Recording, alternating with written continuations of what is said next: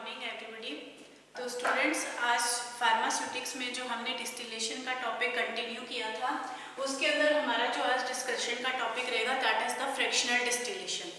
पीछे जो first lecture था उसके अंदर मैंने आपको जस्ट डिस्टिलेशन की थोड़ी सी इंट्रोडक्शन दी थी, और आज इसके अंदर हम और जो सिंपल डिस्टिलेशन मैंने बताया था उसके अंदर के जो मेनली हम एपरेटस यूज़ करते हैं वो उसके अंदर हम स्टिल, कंडेंसर एंड रिसीवर, ये तीन तरह के एपरेटस उसके अंदर यूज़ करते हैं।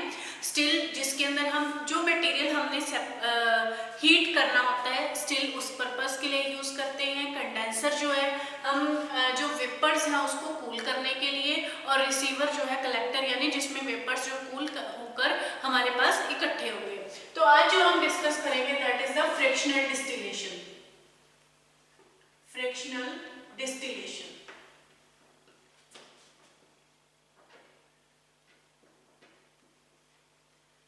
फ्रैक्शनल डिस्टिलेशन का जो टॉपिक है, हमने पीछे फर्स्ट लेक्चर में थोड़ी सी मैंने इसकी इंट्रोडक्शन दी थी आपको कि जो फ्रैक्शनल डिस्टिलेशन है, फ्रैक्शनल डिस्टिलेशन मेनली हम किस टाइप के लिक्विड्स के लिए यूज करते हैं। We use the fractional distillation to separate the miscible liquids. Miscible liquids,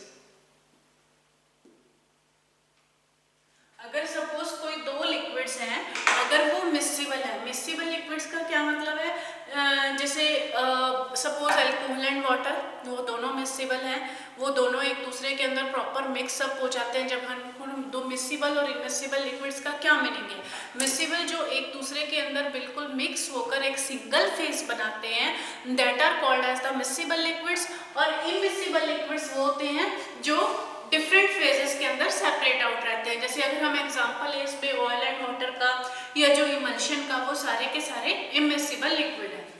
तो सबसे पहले तो जो फ्रैक्शनल डिस्टिलेशन है, फ्रैक्शनल डिस्टिलेशन हम मेनली करते हैं to separate out the miscible liquids. Second point जो इसमें दिमाग में या माइंड में रखने वाला है, इट्स प्रिंसिपल, कि फ्रैक्शनल डिस्टिलेशन का प्रिंसिपल क्या है। What is the principal on which fractional distillation works? इसका प्रिंसिपल है कि it works on the principle of that if sum total of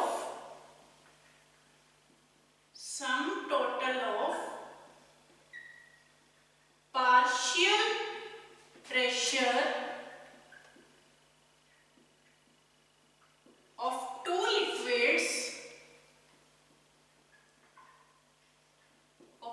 liquids will be equal to atmospheric pressure.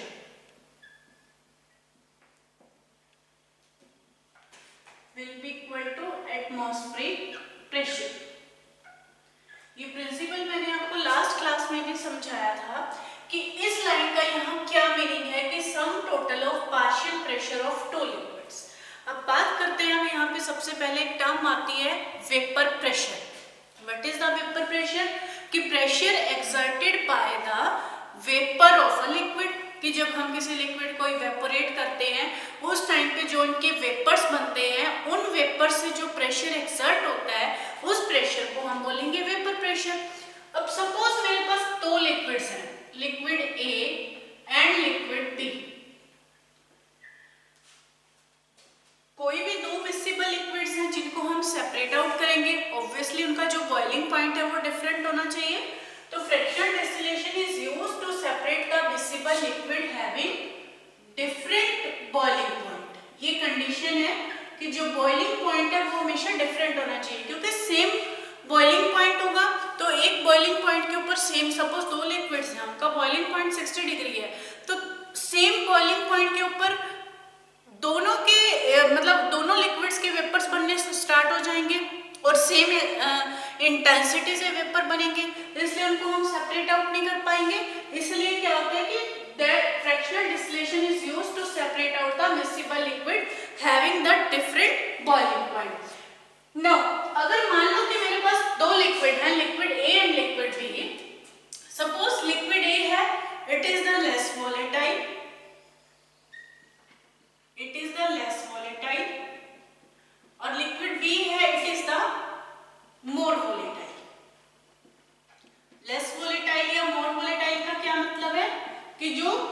जल्दी evaporate होना या जल्दी से वोलेटाइलाइज होना शुरू हो जाएगा।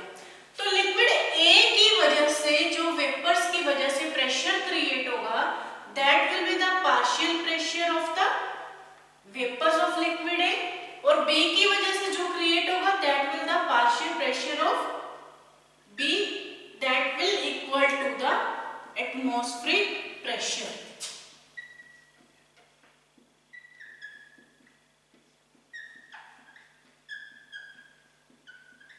ये कंडीशन उस टाइम पे है जब ये हमारी डिस्टिलेशन स्टार्ट हो जाती है, वेपराइजेशन स्टार्ट हो जाती है। वैसे तो जो टोटल प्रेशर होगा, टोटल जो वेपर प्रेशर होगा, टोटल वेपर प्रेशर होगा partial pressure of the liquid A and partial pressure of the liquid B, और जब ये एटमॉस्फेरिक प्रेशर के इक्वल होगा तो उस टाइम पे हमारा जो लिक्विड है वो वोलेटिलाइज होना शुरू हो जाएगा। तो इसी प्रिंसिपल के ऊपर हमारा जो है फ्रैक्शनल डिस्टिलेशन बेस्ड है। अब नाम से इसके अंदर क्लियर है कि फ्रैक्शनल डिस्टिलेशन क्या चीज है। फ्रैक्शनल डिस्टिलेशन सिंपल है, डिस्टिलेशन की प्रोसेस ही फ्रैक्शनल डिस्टिलेशन। इसके अंदर हमने एक वर्ड यूज किया है फ्रैक्शनल। जैसे लास्ट टाइम हमने एक डायग्राम बनाया था डिस्टिलेशन के लिए कि ये फ्लास्क था, सिंपल एक डायग्राम जैसे मैं आपको ड्रॉ करके दिखा रही हूँ। इस फ्लास्क के अंदर हमने अपना मिक्सिबल लिक्विड डाल दिए, जो दो मिक्सिबल लिक्विड ए और बी जिनको हमने सेपरेट आउट करना है। इस फ्लास्क को हमने नीचे यहाँ हीट किया सेपरेट लैंप की हेल्प से। जैसे हम इसको हीट करेंगे, यहाँ हमारे पास इसके अंदर जो सिंपल डिस्टिलेशन था, सिंपल डिस्टिलेशन में तो हमने क्या किया था, सिंपल डिस्टिलेशन में तो यहाँ से सीधे जो प्रेशर वेपर्स हैं वो हमने एक पाइप के थ्रू पास किए थे और वहां पे कंडेंसर के अंदर जाकर कंडेंसर के टच में आके वो वेपर्स जो है कूल होकर लिक्विड के अंदर कन्वर्ट हो गए थे। लेकिन इसके अंदर क्या है, इसमें इस फ्लास्क के ऊपर एक फ्रैक्शनेटिंग कॉलम लगा देते हैं। फ्रैक्शनेटिंग कॉलम मतलब इस तरह से एक ट्यूब लाइक एपरेटस है जिसको हम बोलते हैं फ्रैक्शनेटिंग कॉलम, दिस वन। इसको हम इसके ऊपर अटैच करेंगे। ये इसके अंदर ये जो है डिफरेंट डिफरेंट फ्रैक्शंस के अंदर यहाँ डिवाइड होगा, यहाँ इस तरह से फ्रैक्शंस के अंदर ये डिवाइड होगा। जैसे ये वेपर्स इसमें से बनेंगे, ये वेपर्स यहाँ इस फ्रैक्शनेटिंग कॉलम से पास होंगे। अब जो ये फ्रैक्शनेटिंग कॉलम है, जैसे ये फ्रैक्शंस के अंदर डिवाइड है, फ्रैक्शनेटिंग कॉलम है जो फ्रैक्शंस के अंदर मतलब छोटे छोटे एरिया के अंदर डिवाइड है। जैसे अगर हम अकेला फ्रैक्शनेटिंग कॉलम का डायग्राम बनाएं तो इस तरह से कुछ फ्रैक्शनेटिंग कॉलम होता है।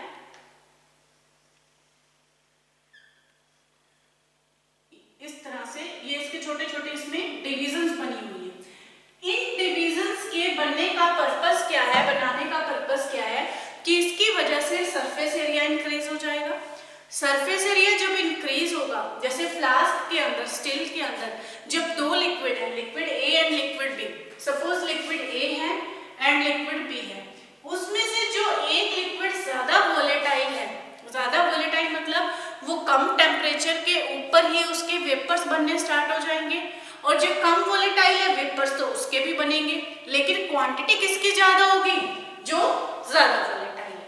अब दोनों के वेपर्स बनने स्टार्ट हो गए, वेपर ए के भी बने हैं, वेपर बी के भी बने हैं, लेकिन इसमें सरफेस एरिया ज्यादा होने की वजह से जो लेस वोलेटाइल है वो लेस वोलेटाइल यहाँ कूलिंग सरफेस के पास, या मतलब इतना लंबा जो डिस्टेंस है, इतना लॉन्ग डिस्टेंस है, इतने लॉन्ग डिस्टेंस को पास करते करते वापस कंडेंस होना शुरू हो जाएगा, और वापस कंडेंस होने के बाद जो है वो वापस लिक्विड में कन्वर्ट होके उसी फ्लास्क के अंदर वापस चला जाएगा।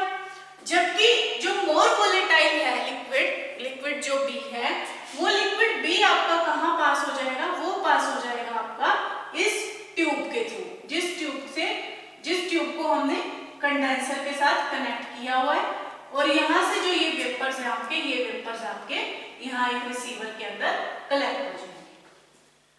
तो ये एक नॉर्मल सी फ्रैक्शनल डिस्टिलेशन की प्रोसेस थी। फ्रैक्शनल डिस्टिलेशन के लिए जो डायग्राम आप कहीं से भी देख सकते हो, उसका एग्जैक्ट जो डायग्राम है आपकी किसी भी फार्मास्यूटिक्स की डिप्लोमा लेवल की या डिग्री लेवल की कोई भी बुक आप इसके लिए रेफर कर सकते हो, जिसके अंदर सिंपल आपका नीचे एक फ्लास्क अटैच होगा, फ्लास्क से आपका फ्रैक्शनेटिंग कॉलम अटैच होगा, फ्रैक्शनेटिंग कॉलम से आपकी एक यहाँ ट्यूब जाएगी जिसके साथ कंडेंसर अटैच होगा, कंडेंसर जिसमें कोल्ड वाटर फ्लो करेगा, और कंडेंसर के साथ यहाँ एक रिसीवर अटैच होगा जिसके अंदर हमारा मोर वोलेटाइल जो लिक्विड है वो सेपरेट आउट हो जाएगा। तो this was the fractional distillation. अब ये जो फ्रैक्शनल डिस्टिलेशन है, फ्रैक्शनल डिस्टिलेशन मेनली यूज कहाँ, कौन से पर्पस के लिए होता है? It is mainly used to separate out the azeotropic mixtures. It is used to separate out the azeotropic mixtures. Azeotropic mixtures कौन से होते हैं? Azeotropic mixtures वो mixtures होते हैं जिनका boiling point through out constant रहता है। थ्रू आउट का यहाँ क्या मतलब है? जैसे सपोज मेरे पास दो हैं, alcohol and water, alcohol and water. Alcohol और वाटर दोनों मिक्सिबल सॉल्वेंट्स हैं। जब हम मिक्स करेंगे तो दोनों एक सिंगल लेयर की तरह से एग्जिस्ट करेंगे। हम उसमें देखकर आइडेंटिफाई नहीं कर सकते कि कितना हमारे पास उसके अंदर एल्कोहल है और कितना हमारे पास उसमें वाटर है। तो जब एल्कोहल और वाटर को हम मिक्स करेंगे तो एक सबसे पहले तो ये चीज आप समझ लो कि अगर सपोज किसी जैसे वाटर है, वाटर का जो बॉइलिंग पॉइंट है वो 100 डिग्री सेल्सियस है, लेकिन अगर हम उसके अंदर कोई और चीज मिक्स कर देंगे तो बॉइलिंग पॉइंट हमेशा कम हो जाता है, बॉइलिंग पॉइंट कम हो जाएगा। तो इसमें क्या होगा कि बॉइलिंग पॉइंट जब इसमें कम हो जाएगा तो जब मिक्सचर बनाने के बाद जो इस मिक्सचर का बॉइलिंग पॉइंट होगा वो बॉइलिंग पॉइंट मतलब जो अकेला एल्कोहल का बॉइलिंग पॉइंट है या अकेला वाटर का बॉइलिंग पॉइंट है उससे डिफरेंट होगा। और जब तक ये सारा मिक्सचर इवेपोरेट नहीं हो जाता या सारा मिक्सचर सेपरेट आउट नहीं हो जाता तब तक इस मिक्सचर का बॉइलिंग पॉइंट कांस्टेंट होगा। So these are called as the azeotropic mixture. तो कोई भी बाइनरी या ट्राइनरी जो एजियोट्रोपिक मिक्सचर्स हैं, बाइनरी और ट्राइनरी एजियोट्रोपिक मिक्सचर्स हैं। बाइनरी और ट्राइनरी एजियोट्रोपिक मिक्सचर्स का क्या मतलब है कि दो मिक्सचर्स, तीन मिक्सचर्स, उनको आप सेपरेट आउट करने के लिए फ्रैक्शनल डिस्टिलेशन का यूज कर सकते हैं। तो तीसरा, फ्रैक्शनल डिस्टिलेशन का जो सबसे मोस्ट कॉमन यूज कहाँ होता है? It is used to separate the crude oils, to separate different parts, different forms of crude oil. Crude oil जो कच्चा तेल हमें मिलता है, क्रूड ऑयल जैसे सऊदी अरबिया में या कहीं और भी बहुत सी जगह पे इसके क्रूड ऑयल जो कच्चा तेल पाया जाता है, उस कच्चे तेल से जो हमारे पास petroleum, diesel, kerosene oil, oil, natural gas या कॉल गैस, ये जो सब कुछ हमारे पास जो हमें मिलता है वो हमें उस क्रूड ऑयल से मिलता है। लेकिन वो सेपरेट कैसे की जाती है? ये सारी चीजें, ये सारी जो सब्सटेंसेस हैं वो सेपरेट करते हैं with the help of fractionating column या with the help of fractional distillation, क्योंकि इन सब का बॉइलिंग पॉइंट डिफरेंट होता है। जैसे किसी चीज का पेट्रोलियम का बॉइलिंग पॉइंट अलग होगा, डीजल का बॉइलिंग पॉइंट अलग होगा, कैरोसिन का बॉइलिंग पॉइंट अलग होगा। तो मेनली जो फ्रैक्शनल डिस्टिलेशन है वहां पे क्रूड ऑयल के डिफरेंट कंपोनेंट्स को सेपरेट आउट करने के लिए यूज किया जाता है। एक चीज और इसमें आप ध्यान रखिए, मैंने पिछले लेक्चर में भी ये रिपीट की थी कि जो फ्रैक्शनेटिंग कॉलम है, फ्रैक्शनेटिंग कॉलम, उसका जो लेंथ है, फ्रैक्शनेटिंग कॉलम की जो लेंथ है, it will depend on the boiling point of two miscible liquids। जो भी दो मिक्सिबल लिक्विड्स आपने जो सेपरेट आउट करने हैं उनके बॉइलिंग पॉइंट के अंदर कितना डिफरेंस है, इसके ऊपर आपके जो फ्रैक्शनेटिंग कॉलम की लेंथ डिपेंड करेगी। सपोज अगर बॉइलिंग पॉइंट के अंदर डिफरेंस बहुत कम है, काफी कम डिफरेंस है, तो उसके लिए जो हम फ्रैक्शनेटिंग कॉलम यूज करेंगे दैट इज वेरी लेंथी। उसके अंदर लेंथ वाइज इसका जो फ्रैक्शनेटिंग कॉलम है ज्यादा लंबा यूज करेंगे और दूसरा या ज्यादा बड़ा यूज करेंगे।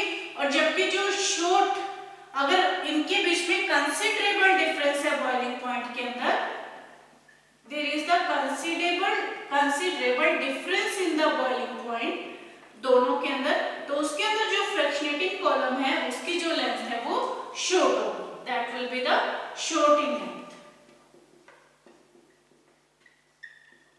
तो ये कुछ चीजें हैं जो फ्रैक्शनल डिस्टिलेशन के केस में आपको दिमाग में रखनी है कि फ्रैक्शनल डिस्टिलेशन क्या है। फ्रैक्शनल डिस्टिलेशन का जो प्रिंसिपल है कि किस चीज के ऊपर वो बेस्ड है, it is mainly based on the sum total of the partial pressure of the two miscible liquids will be equal to the atmospheric pressure, and when the more volatile जो liquid है वो पहले ही evaporate होना शुरू हो जाएगा। Vapours जो है less volatile के भी बनेंगे, लेकिन जो more volatile liquid है वो पूरे fractionating column को पास आउट कर कंडेंसर से पास आउट करेगा और उसके लिक्विड कंडेंस होके पेपर्स जो है कंडेंस होके लिक्विड में कन्वर्ट हो जाएंगे, जबकि जो लेस वोलेटाइल कंपोनेंट है वो वापस आपका स्टील के अंदर वापस कंडेंस होकर वहीं पर कलेक्ट होता जाएगा। तो ये प्रोसेस तब तक चलती रहेगी जब तक आपका मोर वोलेटाइल और लेस वोलेटाइल कंपोनेंट या टू मिक्सेबल जो है कंपोनेंट सेपरेट आउट नहीं हो जाते। इवन जो हमारे पास जो मोस्ट फर्मेंटेड मतलब कि डिफरेंट कंपोनेंट्स ऑर्गेनिक सॉल्वेंट्स होते हैं जो मिक्सेबल है, उनको सेपरेट आउट करने के लिए भी हम फ्रैक्शनल डिस्टिलेशन यूज कर सकते हैं। तो नेक्स्ट हम इसके अंदर कंटिन्यू करते हैं steam distillation. Steam distillation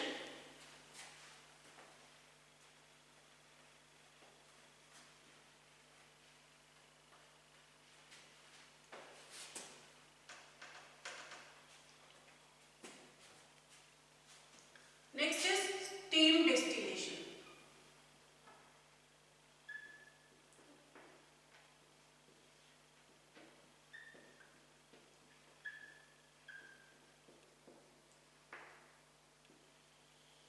steam distillation के अंदर नाम से क्लियर है कि जो स्टीम डिस्टिलेशन की प्रोसेस है उसमें हम डायरेक्टली नहीं हीट करते। जैसे अभी तक हमने दो जो प्रोसेसेस देखी हैं, सिंपल डिस्टिलेशन और फ्रैक्शनल डिस्टिलेशन, उसके अंदर तो हम क्या करते हैं कि फ्लास्क के अंदर हमने वो मटेरियल डाल दिया जिसको हमने सेपरेट आउट करना है और उसको हमने डायरेक्ट सेपरेट लैंप से या बर्नर से हीट किया है। लेकिन जो स्टीम डिस्टिलेशन है उसके अंदर हम हीटिंग के लिए क्या यूज करते हैं, उसके अंदर हम हीटिंग के लिए यूज करते हैं स्टीम। जैसे अब इसके अंदर मैं अगर आपको रफली इसका एक डायग्राम बना के दिखाऊं, जैसे ये हमारे पास स्टीम जनरेटर है जिसमें स्टीम जनरेट होगी। इस स्टीम जनरेटर से एक यहाँ सिंपल पाइप पास होगी, ये तो होगी इसकी वेंट। वेंट मतलब जैसे अगर हम बात करते हैं कि प्रेशर कुकर होता है, प्रेशर कुकर के अंदर भी एक विसल होती है कि अगर प्रेशर ज्यादा हो जाए तो उसको ब्लास्ट होने से बचाने के लिए एक विसल है कि एक्सेस ऑफ स्टीम वहां से निकल जाती है। इसी तरह से ये एक वेंट है और एक जो दूसरी पाइप है इसके अंदर, ये दूसरी पाइप है, यहाँ से जो है स्टीम ये पास होगी उस फ्लास्क के अंदर जिसमें हमने उस कंपोनेंट को रखा है जिसे हमें सेपरेट करना है। ये आपके यहाँ पे फ्लास्क अटैच है इस तरह से, और इस फ्लास्क से जो वेपर्स बनेंगे ये वेपर्स आपके पास होंगे आगे कंडेंसर तक। तो ये आपके पास जो इसका बेसिक छोटा सा डायग्राम है इस तरह से, ये फ्लास्क है। इस फ्लास्क का जो ये स्टीम है, ये स्टीम आपकी यहाँ इस फ्लास्क में पास होगी। फ्लास्क के अंदर यहाँ आपका वो मटेरियल पड़ा है जिस मटेरियल को आपने इसमें सेपरेट आउट करना है, जिस मटेरियल को आपने डिस्टिल्ड आउट करना है। उसके बाद इस मटेरियल के जो वेपर्स हैं, ये वेपर्स आपके कहाँ पास होंगे, ये पास होंगे आपके through the condenser, through condenser, और कंडेंसर से ये कहाँ कलेक्ट होंगे, कंडेंसर से कलेक्ट होंगे आपके रिसीवर तक। अब ये तो इसका जो बेसिक सा जनरल सा मैंने जो डायग्राम है वो बताया आपको कि स्टीम डिस्टिलेशन में होता कैसे है, प्रोसेस कैसे कैरी होती है। अब हम ये डिस्कस करेंगे कि जो स्टीम डिस्टिलेशन है, स्टीम डिस्टिलेशन का एक्चुअली पर्पस है क्या, स्टीम डिस्टिलेशन कहाँ यूज होती है। मेनली जो स्टीम डिस्टिलेशन है, steam distillation it is used to separate out the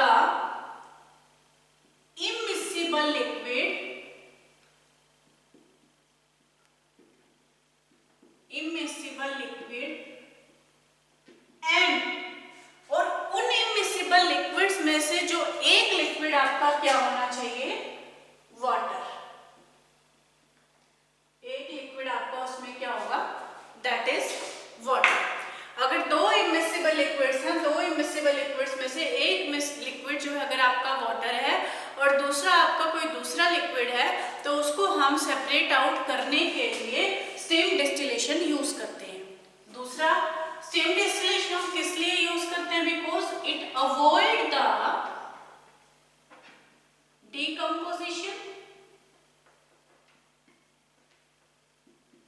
decomposition of active ingredients,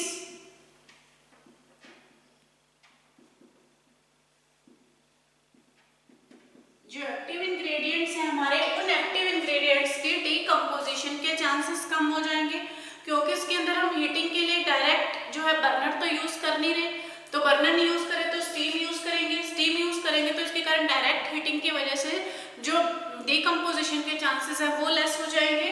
it is used to separate out the thermolabile components, जितने भी थर्मोलेबाइल कंपोनेंट्स हैं उनको सेपरेट करने के लिए यूज कर सकते हैं। Thermolabile components, for example thermolabile components में आप किसका एग्जांपल ले सकते हो? जैसे जितने भी ऑयल हैं, जैसे क्लव ऑयल, फेनेल ऑयल,